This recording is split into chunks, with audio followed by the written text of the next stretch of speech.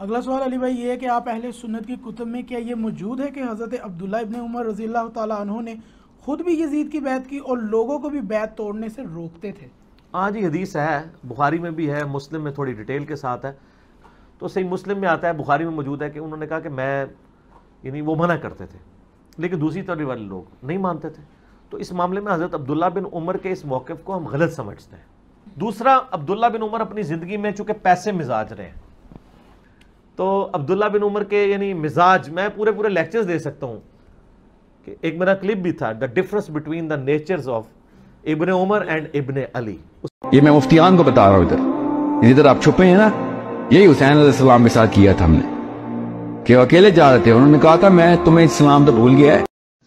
Why don't follow Sahabi Husayn bin Ali instead of Ibn Umar and Anas ibn Malik? He stood and revolted against Yazid. The point is that as for the ijtihad of Husayn bin Ali, I actually have a whole article on this on my website about Husayn bin Ali and his killing at Karbala, radiyallahu anhu, and he was killed unjustly, and he is considered to be shaheed, of course, radiyallahu anhu.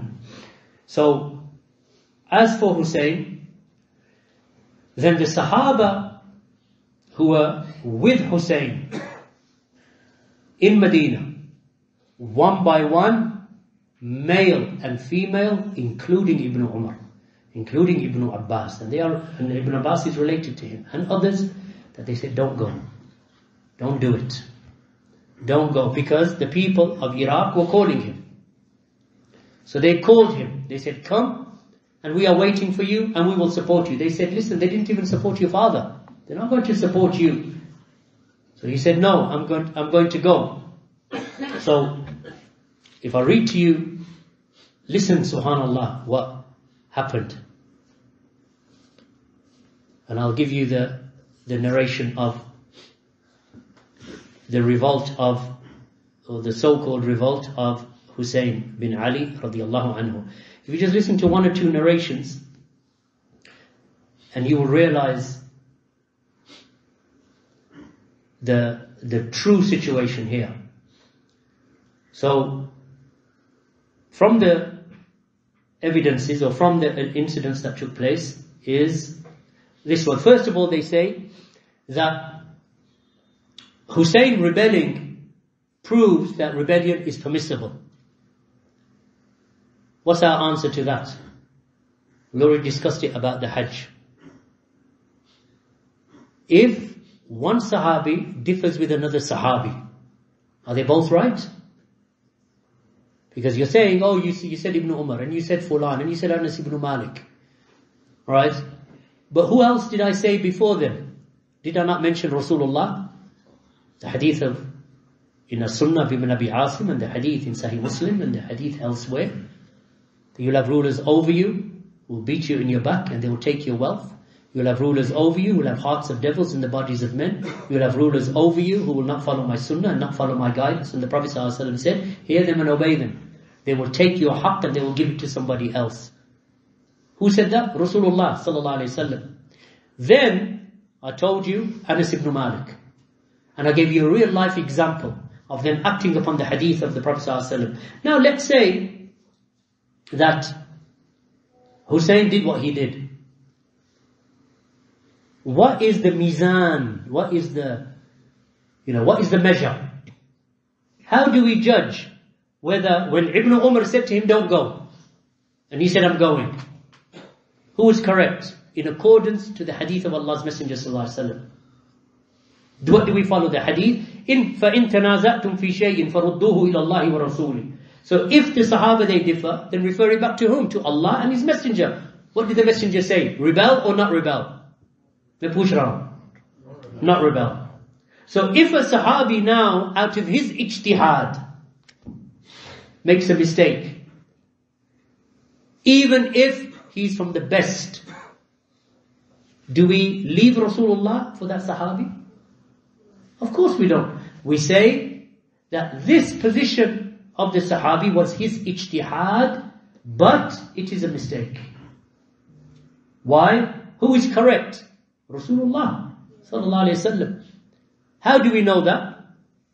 Because in the time of Uthman, hadith in Bukhari, in the time of Uthman, some of the Sahaba, some of the people, they weren't Sahaba, some of the people, they came complaining about Uthman. To who? To Usama bin Zayd. Usama bin Zayd is the son of Zayd bin Haritha. His mother is Ayman.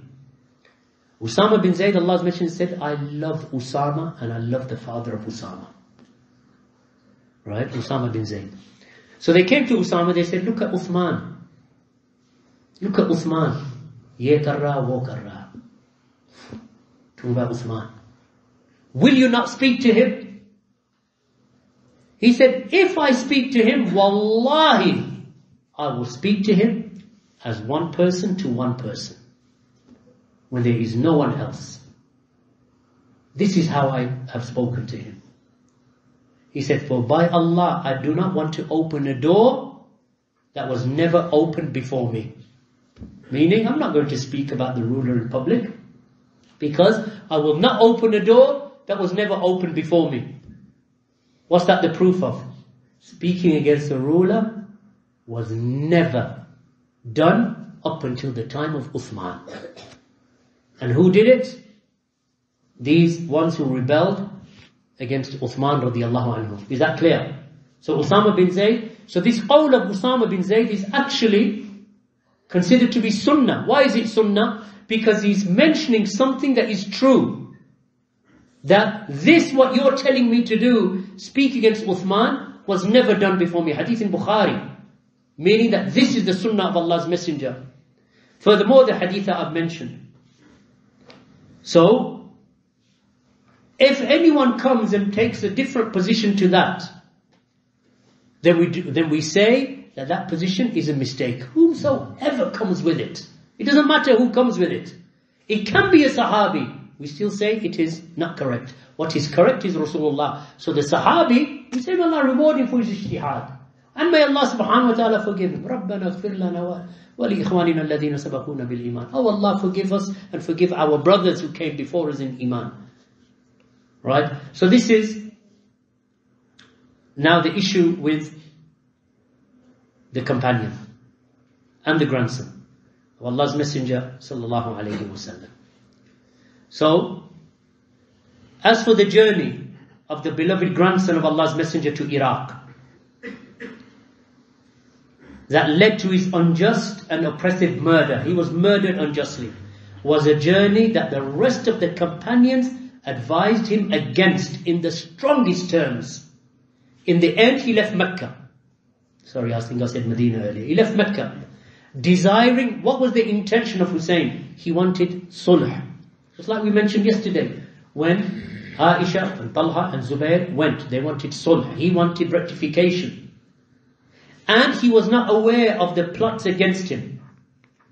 So from those notables who tried to restrain him and prevent him from leaving Mecca and traveling to the people of Iraq were Abdullah ibn Abbas, who was his uncle, Abdullah ibn Umar, Abdullah ibn Amr ibn al-As, Jabir bin Abdullah, Muhammad ibn al-Hanafiyyah, his own brother, the other son of Ali. Even his own brother told him, don't go. Abu Sa'id al-Khudri, Sahabi. Abu Waqid al-Laythi, Sahabi. Ibn al-Makhrama and others, radiyallahu anhum. Ibn Athir, rahimahullah, he said, regarding the leaving from Mecca of al-Husayn ibn Ali, radiyallahu anhuma, he said that they came to Husayn, radiyallahu anhu, letters from the people of Kufa, whilst al-Husayn was in Mecca. So he prepared himself to travel, and a group of the Sahaba and others prohibited him. They told him, don't go. From them was his own brother, Muhammad ibn al-Hanafiyyah, the son, his own blood brother, the son of Ali ibn Abi Talib, as well as Ibn Umar, as well as Ibn Abbas and others. This is the statement of who? Ibn Athir in Ustul Ghaba. Shaykh al-Islam Ibn Taymiyyah said, for this reason, when al-Husayn intended to join the people of Iraq, after they had written to him many, many letters inviting him to come to Kufa, he said the virtuous people of knowledge and religion advised him, such as Ibn Umar, Ibn Abbas, Abu Bakr ibn Abdul Rahman, Ibn al-Harith, Ibn Hisham, that he must not go out to them in Iraq. They were almost sure that he would be killed, to the extent that one of them said to him, I entrust you to the care of Allah and His safety from being murdered. Another one of them, they said to Husayn, if it was not for the intercession, I would have definitely held you back and prevented you, myself, from going to Iraq. So Ibn Taymiyyah said, so they all intended by this to give him sincere advice, seeking benefit for him and for the Muslims. Allah and His Messenger command with rectification and not corruption. However, Ibn Taymiyyah said, one's opinion can sometimes be correct and sometimes be incorrect. And the affairs turned out in the end as they had said, that they will kill you, don't go. They were right. And then he said, and there was no benefit in the revolt, neither for the religion and nor for the worldly affairs. Minhaj al-Sunnah of Shaykh al-Islam Ibn Taymiyyah, volume 4, page 530. And I can carry on. Abu Waqid al-Laythi, radiyallahu anhu, he said, it reached me that Husayn bin Ali was going to join the people of Iraq. So I rode out to him. He said that I heard that he left, so I followed him again. At Malal, which is a place on the road between Mecca and Medina. And then I adjured him. I pleaded with him that he should not go. And that his leaving to join the people of Iraq will not be a leaving except to kill himself. They will kill you. So then Husayn said to Abu Waqid al-Laythi, the companion, he said to him, then if they kill me, I won't come back. Meaning that he had decided, I'm going. Abdullah ibn Abbas, who was the uncle of al-Husayn, radiyallahu anhuma, he said, al-Husayn came to me seeking my advice concerning leaving out to the people of Iraq. So I said to him, were it not for the fact that both you and I will be blamed, I would have grabbed your hair with my hands. And if I thought by doing so, you would stay, then surely I would have done it. Meaning that even if I grabbed you by your hair, you would still go. So there was no benefit in me forcibly preventing you. Then Abdullah ibn Abbas, after he heard, he narrated this after al-Husayn was killed. And then he started to cry. So who was right and who was wrong? They were right. And there's narration, Jabir bin Abdullah, he said, I spoke to al-Husayn and I said to him, fear Allah. Jabir bin Abdullah is a Sahabi. I spoke to al-Husayn and I said to him, fear Allah, and do not cause some of the people to strike at others. By Allah, I cannot praise what you are doing. He said, however, he did not listen to me. Miswar bin Makhrama, he said that I said to al-Husayn, beware of being deceived by the letters of the people of Iraq. They abandoned him, didn't they? That's why they beat themselves. It's dintak. Why do you think that they are hitting themselves for those 10 days a year? Because they know what they did or what their forefathers did. Even though that beating is bid'ah. What's that got to do? You didn't do it, they did it. Why are you hitting yourselves for? And, there's narration after narration. But anyway, the article is on my website. So that is not a proof. Alhamdulillah, it is not a proof. It is not a proof. And after that, anyway, as the scholars, they said, the ijma' was established. Because in the early part of Islam, as things were coming together and the distances were, the narrations weren't solidified and maybe some missed others. Then came the ijma', that there is no rebellion against the Muslim ruler. When the ijma' was solidified, no one can oppose the ijma'. That's why when you open up all those hundreds of books of Aqidah that I keep talking about, in every single one of them, It states you are not to rebel against the Muslim ruler, even if he is a zalim, a tyrant, a fasiq. You're not allowed to rebel against him. Rather, have sabr.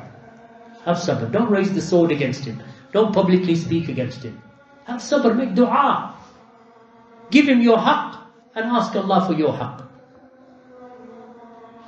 Because we will come across rulers that are, dhalimun and fasiqun, and that will happen. La but it's happened with Hajjaj, and it happens in every age. It's normal. And that is a test or a punishment. So make istighfar with Allah subhanahu wa ta'ala. Ask Allah subhanahu wa ta'ala to forgive you. Ask Allah to guide the Muslims and give da'wah to this. You look at this book here. In the last 2 days I've taken from literally 4 pages. Ustad Tarif, bro, he's my witness because he's sitting right next to me. He knows I haven't gone past 4 pages yet. And look how much benefit we can get from studying the books of Aqidah. Barakallahu feekum. Wa jazakumullahu khairan. Walhamdulillahi rabbil alameen. Wa sallallahu ala nabiyyina Muhammad wa ala alihi wa sahbihi ajma'in.